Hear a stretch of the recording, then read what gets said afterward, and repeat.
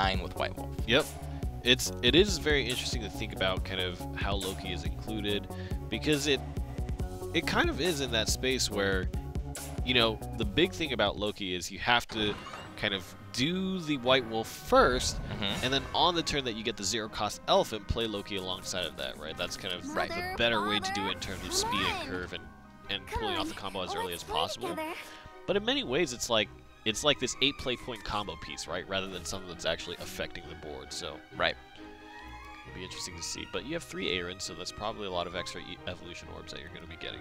Yeah, I've honestly never seen Loki played in the Forest Craft deck on anything that's not the Elephant. So it doesn't have a lot of synergy in the deck, you know what I mean? Like, it can do things, but doesn't work with Elf Queen. It is interesting because Aaron gives you 2 orbs, yeah, but Aaron, unlike Olivia, does not actually change your maximum orb. Right, so if you have 1 and your max is 2, you don't go up to 3. We learned that, actually, You just lose one of the orbs, drop it on the floor, rolls into the sewage or something, and you're like, God, dang it. Give me that. Have you ever? I had that happen with like a bunch of Skittles before. Oh my God, Skittles were my favorite them all candy. over the place? Yeah, dropped them and they just went into the sewage. And like, where did you live? What do you mean? How are you eating Skittles and they're dropping into the sewage from where you're eating when them? you're walking around on the streets. Oh, okay. Okay. I was a little worried for a second. Yeah, that's where I actually just sit on the street side. Yeah. That's where I live. Okay. You're not too far off. Los Angeles rent is quite high. I live in a cardboard box. It's not just out in the open. That's okay. Fair. That's fair. You at least got a tarp over you, and you've got okay. All right, we're good. We're good. Oh man. So in the lull time, we see, of course, mid shadow versus mid shadow. In this matchup, it really just comes down to value, who can outvalue each other. It doesn't really matter if you go first or second. The Aisha play does, but if you can mitigate how much damage they can deal on those Aisha turns or how much damage they've dealt to you leading up to it, you can really play around with it. I want to kind of talk about the Grand Prix mode that just got added into Shadowverse. Yes. So if you guys wanted to ramp up for next season, and we'll talk a little bit more about this as the day progresses. If you guys want to learn and play a little bit more in the competitive side of Shadowverse, the Grand Prix mode is out if you click on Arena in the game. And you get sweet prizes. This is the first time, and correct me if I'm wrong, Rainey, that you can actually earn Sears Globes from anything. Sears Globes, yeah. I remember, because Aya Senpai talked about that a lot. He said, I want my animated cards. Yeah, you gotta have animated cards. You gotta have them. And Saige was like, think about it. We'll think about it, yeah. Think about it. Maybe. We'll give you a little taste. If you want to spend 30,000, you know, this or that's to get your Sears Globe here and now, you can get it like once a month type of thing. But now, if you play in the Grand Prix mode, if you make it to the final stage and you win some games there, you can earn up to 3 Sears Globe in a single season or a month, however fast they rotate those things. Yeah, I like it. They said, Aya Senpai, we'll give you what you want, but first you need to prove your worth. Play the World Grand Prix mode. All right, this is how the board state is set right now. We've got Belinus for the player on the play, but no real way to throw that in. I do think it is kind of valuable to take down the Angelelphus on this turn. It's just such a card that changes the matchups, right? Every time. Like this, I think honestly, it's the best card in the deck. Yeah. I mean, it just is. Like games where you see it versus don't. You think about any variant of Shadowcraft, right? And you say, hey, here's one card that you can play in the early game that lets you feel good for the rest of the game until the end. Take that anytime. Dance, dear bones of white. Absolutely. I mean, we've noticed, like, just the last couple games that we've seen with Shadowcraft, right? Like, it can run out of cards. You need to not do that. Yeah, please don't do that. Please don't do that. All right. But yeah, getting a little bit back into the Grand Prix mode, just a couple other things before we talk about it later, is the fact that if you were worried about playing in the bigger competitive events and you really wanted to test your decks out first, it locks in your deck for 5 matches against other people who've done the same. It's a really good way to test your strategies out. And it only costs 150 rupees if you want to try it out, plus you get a free entry per day, so just try it out once per day. You weren't gonna get Aldos. You weren't gonna get Daria anyways. Just use your rupees on the Grand Prix boat. Yeah, and it's like Arena. You get a pack for those 150 rupees, and then you have a chance to move on and earn all the way up to Sears globes, emblems, flares. Like, it's cool stuff. I very much am having fun with it, and you guys will see me playing it pretty soon. Oh, I've already advanced to Group A. So. Oh my god. Are you just bragging on stream now? Yes. Yes, I am. I don't get to play competitive anymore, Rainy, so let me have what I can take, all right? Hey, maybe you would have if you won Season 1. All right. So this game, you're going to keep hounding me with that. I know it. This game. Every week, I'm going to aim to bring it back at least once. You're a monster, but that's okay. There it is, the evolve in the back evolve. It's interesting. Both players kind of, well, Trickster played it on turn 5 and then used the evolve, but definitely let AUTOAIM get that. Yeah, but now it's just a card advantage kind of trade-off here. We do see Trickster has the O dial to get the board back into his favor this next turn coming up. Nice. And AUTOAIM kind of recognizing that, which I really like. He's like, you know what? He could set up for no dial here. Let me get as much value out of the cards I have in play as possible. I like it. I really, really like it. AUTOAIM taking a measured approach. I think that was one of the big things when we first saw AUTOAIM starting to compete in this season. Right? We knew that he had great decks, and I think we all agreed that every week he came, he had decks that we felt like could beat the competition. This is probably the first week where it's kind of, I don't know if he has necessarily that preparation advantage, right? But accompanying that, I think the first turn where we saw him on stream, he had to make some very tough decisions and came out on the losing side of that. Yep. I think his decision-making has improved a lot within the context of tournament play. Well, I think that was his big thing, right? Like, in seasons past, I remember talking with him, and I'm like, AUTOAIM, why aren't you doing better in these? You're building all the right decks. You have all, like, you understand the meta better than most people. What's wrong with your performance? And he's like, I suck. He's like, I'm just not good. Like, I can build the right decks, I just don't know how to play them. And I think it's taken a while, but he's finally come full circle, played with enough good players, played enough Shadowverse to where he's like, okay, I do belong to, I do belong here. I deserve to win these tournaments, and he's really making a name for himself this season. It's my world. That's right. Conversely, I don't know if you know much more about Trickster, but he seemed like kind of a new name, both in previous Shadowverse Open seasons as well as this season. So, I'd much like to see more from Trickster. And beating AUTOAIM is going to be a big achievement. That's a big deal, yeah. Honestly speaking, a lot of these players are newer. You know what I mean? They're not time-tested. They don't have all the experiences some of the older players that we're used to. But I think that's what's going to make this year so great. Because everything's a little bit more open now. It's a lot more, everybody's fighting for those points. Every single individual player has to make their mark this year if they want to get to the World Grand Prix, if they want to make the most out of this year. Yeah. $1 million. Yeah. And that's not to be taken lightly. $1 million if you play some Shadowverse this year. Let's go. That's if you win first place. Yeah. I mean, judging by the last World Grand Prix, almost everybody who qualifies is already in the money. I mean, you're already getting a free trip to Japan. That's money. That is. Become a skeleton. Yeah, let me tell you guys, we went to Japan at the end of last year, and it was a blast. Japan is so cool. It was super fun. We got to go to, Cygame's home turf. You know what I mean? And learn how life is out there. Yeah. It was super fun seeing all the other regions, all the players, just even North American players, but European guys, the Korean, the Taiwanese, Japanese players all there. And the event's super exciting. There's a lot going on. You've got those sweet entrances for all the players, the big screens. Yeah. We have more opportunities to do that this year at the DreamHacks that were announced. Shadowverse is coming to live tournaments. DreamHack France is the first one that's coming. Tours. In Tours. Yeah, in Tours, which is very, very close to Paris. Yeah. I believe. Yeah, I think we were told that it's a 2-hour train ride from Paris, so not bad at all. Not at all. See the beautiful scenery of France. Of course, there's one in Montreal for the NA side of things, and they're open qualifiers, and you can win up to $10,000 prize pools for them. So you guys should definitely be there. Yeah, I can't wait to see all the players there. It's always such a fun time. It's different. Oh, look at this. Yeah, he's gonna have to lose his O dial for it, but I think that's okay. Clear this board out, and if you notice, Trickster hasn't really been able to get good value out of his O-dials yet, and I think that's a testament to AUTOAIM just knowing how to play this matchup very well. To be fair, AUTOAIM is also behind on the life total. It's true. He's still in a precarious position. He is, and he is going to be, Trickster, mind you, is going to be at 10 play points first. So if he can get that one extra damage in, all he needs to do is draw an Aisha, but he does not have one yet. A lot of good things happening for Trickster. Ahead in resources in terms of Odile still in hand, has the zombie party, has a little bit of card draw with the Demon Eater, has a life advantage, and also the tempo advantage for now. That Odile definitely cleared a lot of the board, but because of Lurching Corpse, kind of passed the ball back to Trickster. And again, like you mentioned, just 1 point of damage needed. Just one. And with that Prince Catacomb, it's going to be very easy to get that 1 point advantage in. As a matter of fact, it's assured this turn.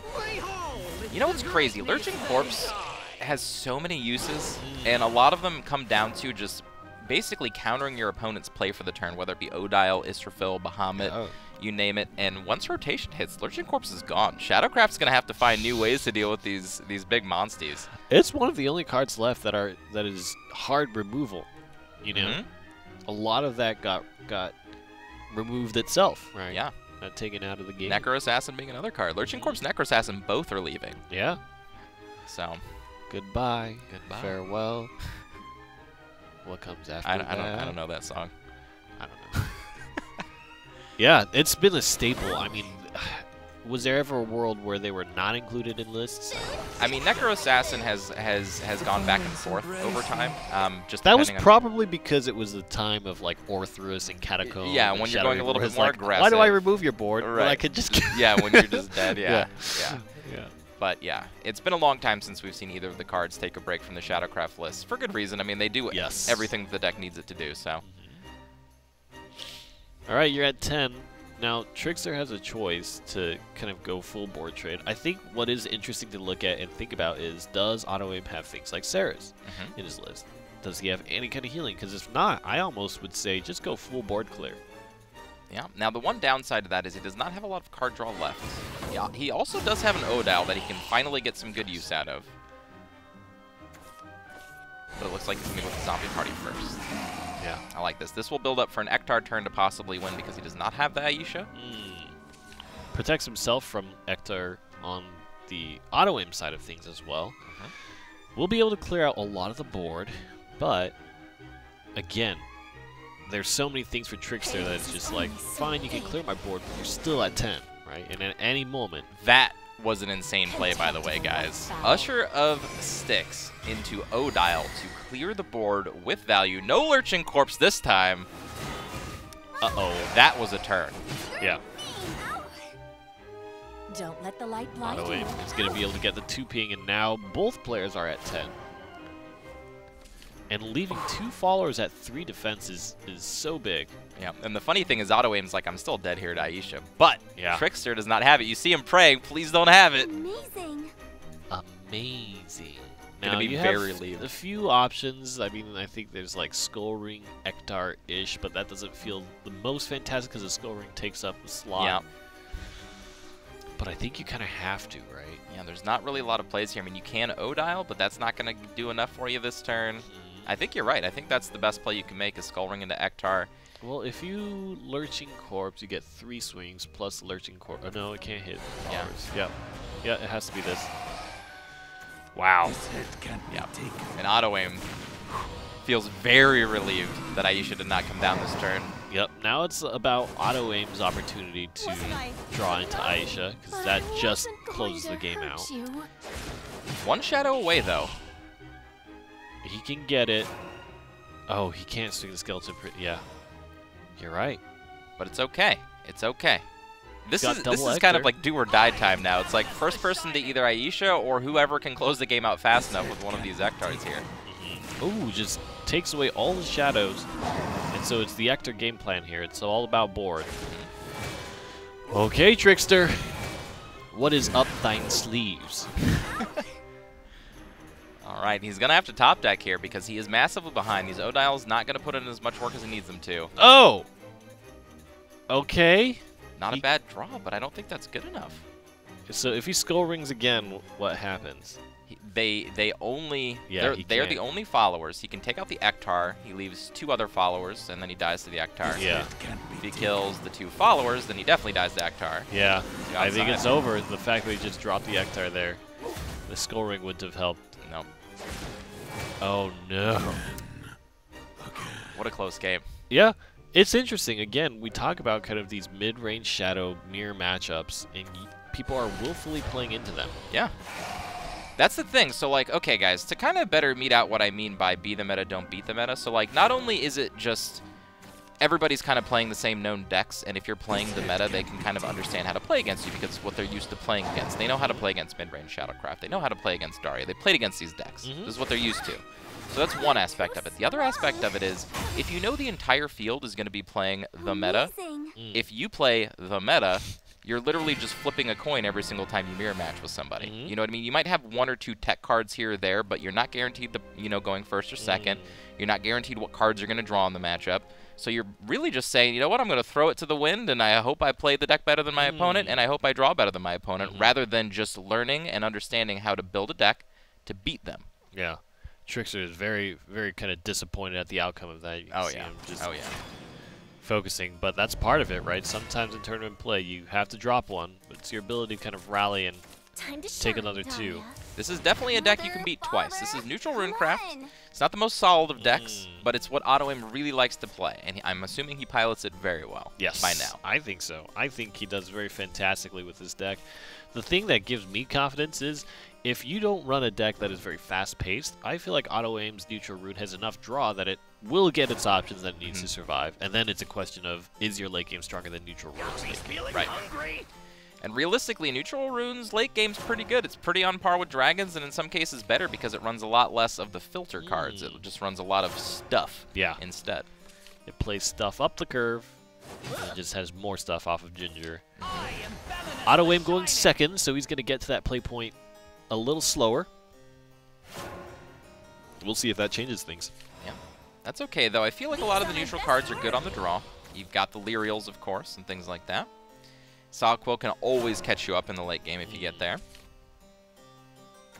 And also Andrialphus, Demon Eater, another Andrialphus, and the Soul Squasher. It's a pretty good draw. Yeah.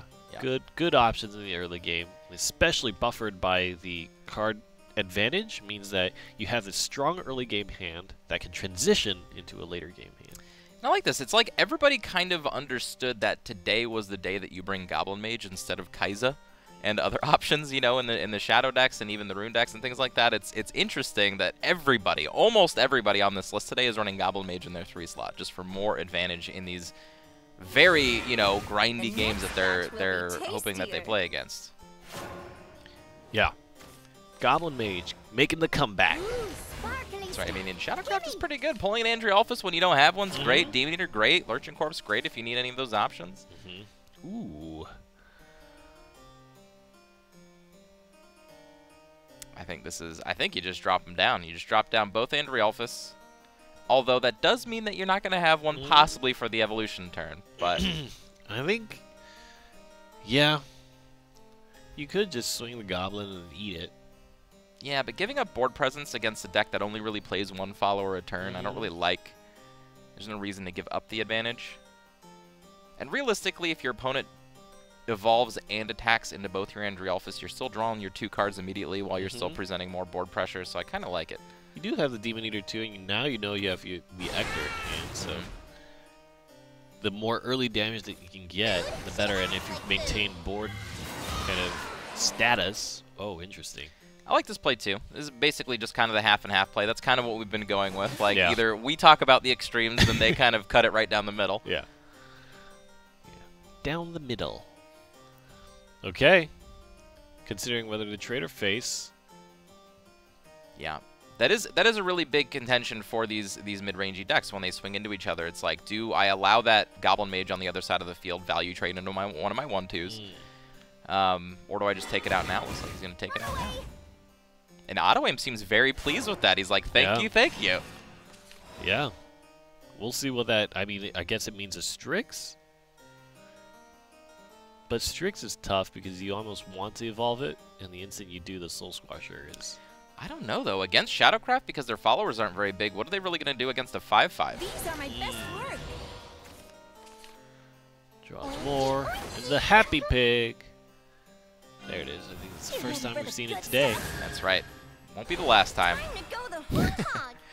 I guarantee you that. I mean, even if we don't see it from our players' decks, we'll definitely see it. You know what I mean? It'll be right there in the bottom left, showing up, having some fun. Happy Pig is old news now. No. Yeah. Are you done with Happy Pig, Arthur? Did you not see Tartman? I did see Tartman, but done with Happy Pig? Yeah. Done? Yeah. Excommunicated? This is the world of fashion and fads. Well, all right. As Rainey has talked about, we're moving on from Happy Pig. Tart Man it is. New cards being announced, of course, and more on the way. We've got a bunch of people in the Shadowverse community kind of revealing cards. We had, I think, PrepCoin. Yep, PrepCoin did it today. You can check ours out. We just did it last week. I believe Kriparian already did his reveals, and he had a bunch of them, so go check that out for sure. Yeah, and we still got Nauseous and Ignidius. That's right. That's another 5 cards in total coming out this coming week. So very exciting stuff coming down for more card release stuff. This new set looks great. I can't wait for the game to be radically changed. Yes, with this new it rotation. is. A lot of things are shifting. Okay, now you've got just the Soul Squasher and an evolved Luriel to fight out against. Turn 6 plays are tough, especially if there's no Skeleton Prince. What are you hiding inside? Right. So a decent Prince Catacomb here, basically just to solidify some board presence. Dance, dear bones of There's white. not a great answer in the hand of AUTOAIM right now. Did you want it? We'll see if he draws into it. That was kind of what I was implying in the sense that there's a lot of card draw, so you probably have the answers, but Ooh, sparkly stuff. interesting, even more, you're just going to start So milling. cool. That's so cool. Pulling Happy Pigs for your last Evo. That's exactly where you want it to go for that heal. Yep, that's great. AUTOAIM would have been at what, like 14, 13 if it wasn't for the Happy Pigs. Yeah, he would be at not as high life total as he is now. Yes. Thank you for that. Yeah, math is hard, dude. All More right. at 4 with the Shadowverse Open. That's right. Exodium brings us updates on the state of AUTOAIM's health. That's right. He could be at less, but right It's now going down. he's at more. He's Awesome almost out of updates. health. Awesome updates. But yeah, so that Israfil freshly drawn means that his mid game's looking really good. He's got double Saha Quill to work with it going into his end game. Doesn't have a lot of his end game options yet outside of the Israfil. Like you said, there's more card draw and Singer and things like that. What are you hiding inside? It's a really good setup turn from TRICKSTER here, though. Nice. And this is what Shadowcraft wants, just that little bit of damage. I want to know what the number of Fall from Graces is. We're going to have to do a total on that in all of our decks today.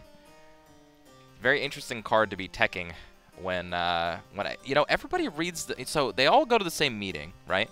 But I think one person was like, you know what, everybody's going to be playing Tilting at Windmills Dragon, and then everyone was like, okay, I'm going to tech for it and not play it instead, and they all kind of just backfired on each other. That's actually such a it would be such a fun like party game thing of like who do you trust in terms of decks that you bring. Yeah. Oh man, Yeah. I want that to happen Yeah, so bad. when they have the meeting. Just what's that one game called where you have to like trick your opponents into thinking you're something that you're not? Mafia? Mafia, yeah, you know, Mafia is one of those. Any one of those games, those subterfuge games, Yeah. where you play it with a group of friends. I feel like that's what these team meetings are all man, about. that's a lot of Skelly boys. That's a full board of them. That is, but of Is course, that, if this was last week, would that be a giveaway? Did he just clear out a board of 5? that would be a good. Well, no, because it wasn't a 5-board first. It was It 4, turned into I a think. 5-board. Yeah. Yeah. Don't mention giveaways today. They're gonna get handsy. Yeah. We don't have any giveaways. They're probably today already already. spamming! Yeah. Exclamation Where? mark. Where? Give me packs. Oh man, what fun! No Ektar to punish though. There is an Ektar. No, It's is just it? hiding behind the. Oh, it's under the the play, play points. points. Got it. Is that the turn to do it? I mean, I would assume I you're feel probably like not if- going to get value off of Ektar in that sense. You know Israfil's already in hand. You know another Saha Quill can come down to empty your board out. I mean, your other play here, I guess, is you could O-Dial for value after trading a few skeletons in. I guess the question is, do you feel safe enough to spend Ektar and lose out on Rush, especially once you have no evolution orbs? I mean, it's a lot of damage to just pass up on, Mm-hmm. to be honest. Like, this is your big spike, and then you can kind of just play control the rest of the game if you're TRICKSTER. Although Zeus does kind of put a jam in that plan. Zeus can come down and block an Aisha turn. Attack and defense. What does it mean?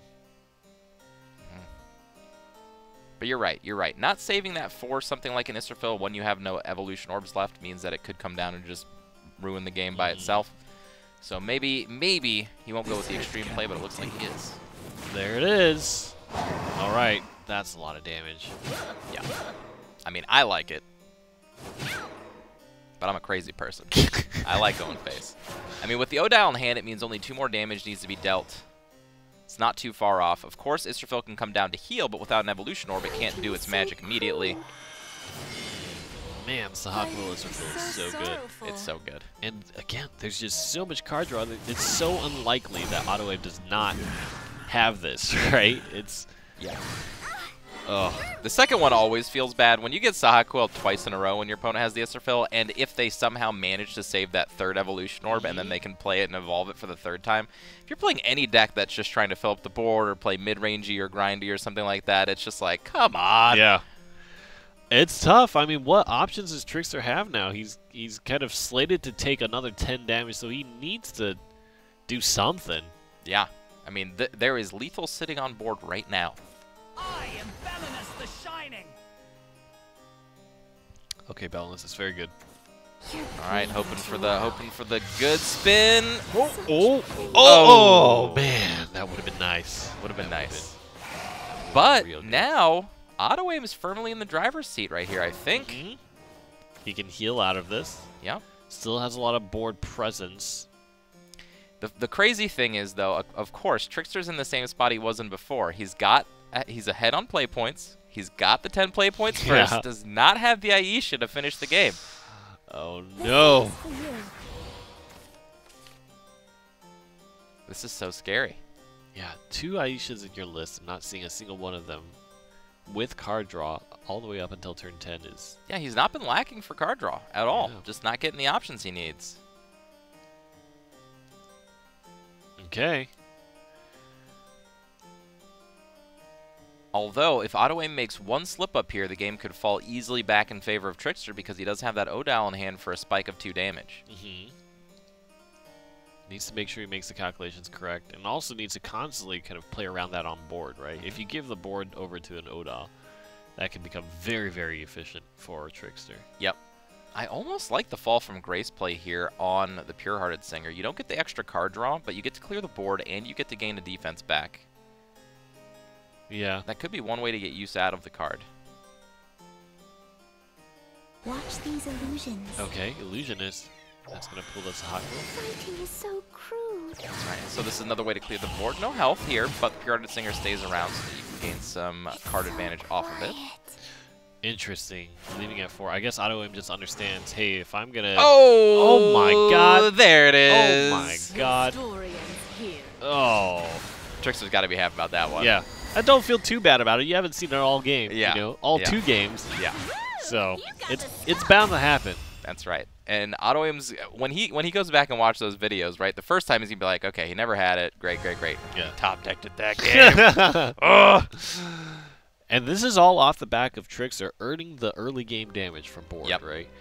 And that's why it's so important for Shadowcraft. Again, we talk about mid-range Shadow leans on falling into the circumstance where you have followers on board and you can swing a few times. Yep. If that doesn't happen, then your gameplay gets a lot more confusing. That's why I really like the Ektar play, because it puts you in a situation where you can just win now. Whereas if he didn't do that and he didn't play the Ektar and the board kept getting cleared, he might never have gotten AUTOAIM down to 10 or below. Yeah, and of course, now we know that even if he had played the Israfil to heal or any other combination of that, it wouldn't have helped. Right.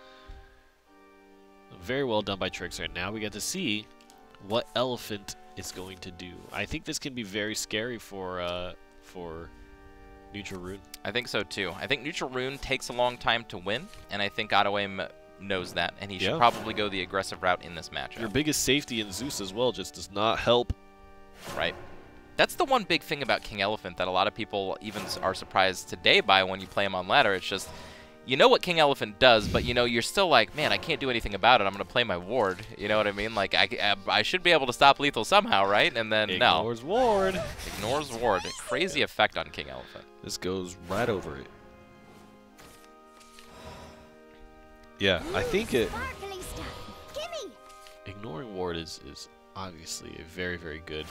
It's great. I mean, for a setup engine like King Elephant is, like, it needs to be able to win the game, right? So negating ward, or going right through it rather, makes it so it can do that. And honestly, AUTOAIM not getting the curve he wants to this game is really going to hurt him. Him having to be the aggressor in this game and not getting a 2-drop puts him that one extra turn behind that I don't feel like he wants to be. Yeah, AUTOAIM is going first. And the play points matter, right? Because when you are able to activate the White Wolf, when the Elephant combo comes down, these are all factors that you need to account for. And it's hard, too, in a neutral deck like this to stop things like White Wolf, because how do you set up a board with your followers that don't trade with the White Wolf? You know what I mean? Yeah. We see White Wolf in hand, ready to go, which means Elephant is ready to go. All you need is something like a Loki. Okay, we talked about that. Elf Queen arriving. That's right, Elf Queen, that nice little safety net against any type of aggressive draw where it will just get you right back into the game. And with everybody playing slow, grindy decks, one of the biggest downsides of Elf Queen is you played into a board, you go back up to 20, but you didn't do anything to the board, so they just attack you, you know, for another 6, 8, whatever, and you kind of negated, you know, most of the life that you just gained from the Elf Queen. But if everybody's playing these slow, grindy decks, they can't just do that, you know what I mean? It's just like, you go back up to 20, and then they're just like, okay, I'll attack you for 4, trade with your Elf Queen, and it's not that big of a deal. TRICKSTER looking like he almost wasn't happy with the decision that he made, but would not be able to understand why. Yeah. These are tough games, though. I mean, every little play, I'm sure they're scrutinizing themselves on right now. This did enable him to swing with the fairy. What is he considering? Yeah, what is he considering? Maybe he's considering using the Evolution Orb. He's planning out his next few turns and seeing if the extra damage matters. Because honestly, saving Evolution Orbs for another game doesn't help you, right? So the best use you can get out of your cards is better. But I think he was like, you know what, my opponent could play Hector next turn. It's probably not worth it, and it was a really good call not to. Yeah. Fate can't withstand Playing around Hector, one of the other key defining cards of the neutral package, I think. TRICKSTER not a great option for turn 5 here. Wood of Brambles is okay, but not perfect, but it looks like his only play. He's going to be able to load up on cards in hand, so he's probably going to have like a... Okay, well, he played a card now, but... Yeah, I think he's got to play at least one of them just so he can push through this Hector. You can't allow that to stay in play. So sparkly. And then once turn 6 happens, all of his options turn on. So I think TRICKSTER's sitting pretty fine right now. Good ordering. Allows the one fairy to survive. And each point of damage is very, very relevant here because King Elephant only needs 2. Sometimes it doesn't need any if you can survive with the Evolution Orb. Yeah. Very unlikely that King Elephant with any type of combo deals 20. It is possible, but unlikely. All right. So on the next turn, he's going to draw a card, go up to 7, so Cassiopeia is going to be able to do 6 on the board clear. Which I think is good in combination with Fairy and Brambles. It's Hey, let's play. I like that. Interesting to play. He does have the Wood of Brambles to get value out of it. This might even promote an Evolve out of AUTOAIM, which I think is what he's trying to do. Trying to just run AUTOAIM out of Evolves. Would certainly help in TRICKSTER's own game plan of maintaining Evolves. But AUTOAIM doesn't take the hook. And at this point, I would just say just do it. Just throw the Cassiopeia. Yeah, you just drew a second one. It'll clear the board. It keeps everything in your favor. I don't see any bad side to it. Yep. Allows you to save the Aaron for enhance possibly, or make utilization out of the heal rather than overheal. I like this, but TRICKSTER going in the tank. He really wants to win this game. This is a very important game for both players. Of course, this is double elimination, but as we know from previous weeks, if you're on the winner's side of things, much easier. Much easier. And we talked about it too, right? How big of a win it would be for TRICKSTER. Okay, TRICKSTER says, you know what? I'm done with this. Here we go. It's time to put the pedal to the metal. That's right. And I think this is a little bit to protect himself against the Saha Isra package, the Saha Quill Isra fill, that we've seen at least last game from AUTOAIM. And On the I see it in warfield, hand now, a so that means shining Hector's going to be the This play. is exactly what I didn't want. And last evolution orb being spent here. Mm-hmm. That does mean that you are... So, remember... Something to think about. Keeping a 4 damage follower on board to allow for the White Wolf to swing in. We see games that change drastically when people don't respect that or play around it. Oh, yeah. Or, you know, on both sides of, like, avoiding that scenario if you're playing on the defensive against the Elephant. Or, as the Elephant player, removing a card on board. Removing the card that does that, yeah. Especially if you know on the next turn it's just over, right? That's not necessarily the case for Trickster right now. Hasn't pulled a Loki yet. Yep, hasn't pulled a second King Elephant. Yeah. Yep, nothing like that. This is still more than a turn away from the White Wolf, so I don't think getting rid of this Hector is a big deal. Especially considering Neutral Rune probably has a bunch of beefy things. Yeah. Neutral Rune being one of those decks, like I was saying earlier, where they're pretty much going to have to play something that you can jam a White Wolf into, otherwise they're not doing anything that you're worried about. Oinky, oinky. Oinky. Oinky. No Evolution Orb spent. Okay. I like it, saying you're going to have to jam into this. I'm not doing it for you. Cassiopeia does 5, which means that a fairy has to go in if you want a full clear off of this. Wood of Brambles is gone. Honestly speaking, I don't really see a problem with playing an Aaron and evolving it over the Hector. Do you Pure-Hearted Seeker to try to fast forward getting a Loki? Maybe, but I don't think you need that victory condition at the moment. I think that Trickster's ahead enough to where he can just play something to protect his board, clear out the Hector. Now, I guess that does leave Happy Pig the option to evolve and then gain some defense back that way, but I think your board is still strong enough to where that doesn't matter. I guess the only other real play here is to Cassiopeia do the same thing, except you don't protect your board doing it. But yeah, if you Pure-Hearted Singer, what other play do you make this turn? That doesn't seem great. Yeah. You'd have to draw into something. The Play points don't line up very well. Looks like Cassiopeia is the choice, which probably means saving the evolution. Guarantees that there's no evolved Happy Pig. Yeah, I like this. And puts AUTOAIM down to 12. Now, if we're talking about just a single elephant, that's probably somewhere around 9 damage. Somewhere around, yeah. 8, 9 damage. With the Evolution Orb, can be a little bit more. Alright, this is looking like a Faria turn. We haven't seen one of these in a while. Yeah. That's going to be a good board from AUTOAIM. And with 2 Cassiopeias down, that means a lot of damage is going to get through. And this is probably the hardest situation for Elf Queen, just because even if you heal up, the board is still very heavy, right? He might pass here. This might look like a Faria turn, but if he evolves the Faria, he gives White Wolf a target, and it looks like he's respecting it. The Fall from Grace is in hand, right? So that's very dangerous to just play your White Wolf and not be able to clear it in the turn. So this is the point that Rainey was making, guys. This turn, Faria looked like such a good evolve. It enhances everything that's in play, essentially. Gives them all a buff. But you leave a 4/4 around for White Wolf to crash into, and then you're kind of losing the game. Yeah. The way AUTOAIM played it, he's like, no, not giving you that option.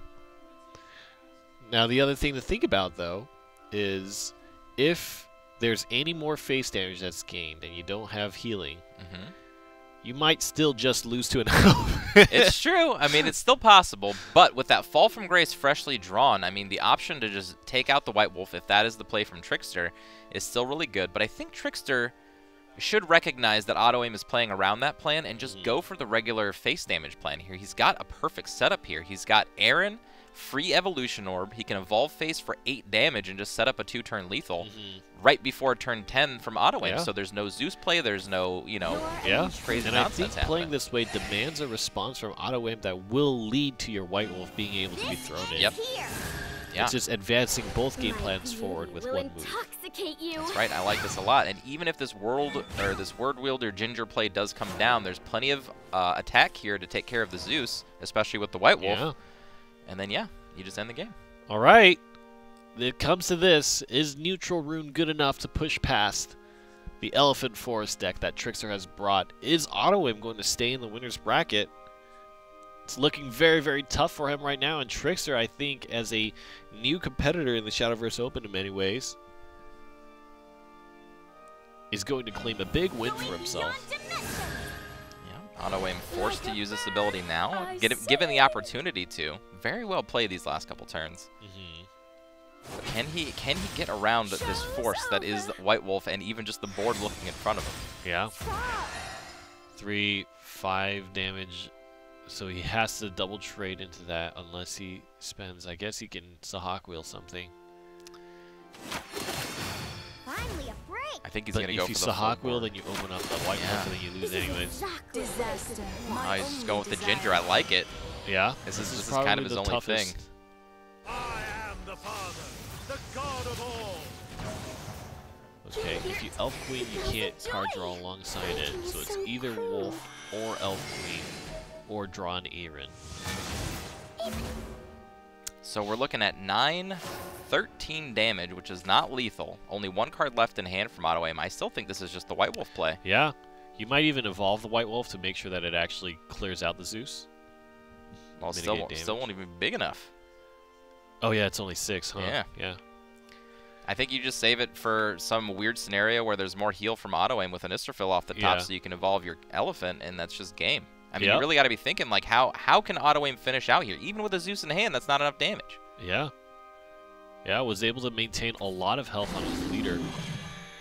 So Trickster goes down. That means how many cards in hand? 5. He's going to pull 2 from this. So up to 7. So 7. King Elephant will be a +6, so 7 damage. Plus 2 is 9. So even an yeah. Isterfill off top, not good enough. Yep. All right. This is it. And AUTOAIM knows it, too. There's nothing he can do about it. Yeah. Oh, no. Oh, no. AUTOAIM drops the Illusionist just for the hopes and dreams. But we know that the Wolf is a guaranteed path. It's a guaranteed path to victory. Nothing to even swing into, so you can't throw away your Bell Ringer. You can't drain.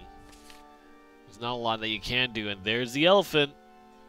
Trickster just making sure the math lines up correctly, but this is going to be game going through both of those wards. Channeling the power of the P90X. Trickster closes it out and takes the win against AUTOAIM. We talked about this. Yeah. Disastra's AUTOAIM. Doing very well across the season, and Trickster, as a newer player in the competitive scene, is able to take him out. That's a big win. Well, this really comes down to the fact that AUTOAIM did not switch his Runecraft deck up on the week, and maybe it's not very well positioned against White Wolf Forestcraft, and everybody's bringing it today. You know, it's just a little bit slower. It doesn't do an exacting game plan that ends the game on turn 9 or 10 every single game. It's just a really high value deck, and maybe it's just poorly positioned today, but we're going to have to see if he gets eliminated a little bit later. Yeah, I think that's definitely a point. We talk about Word Wheeler Ginger and how it can flood the board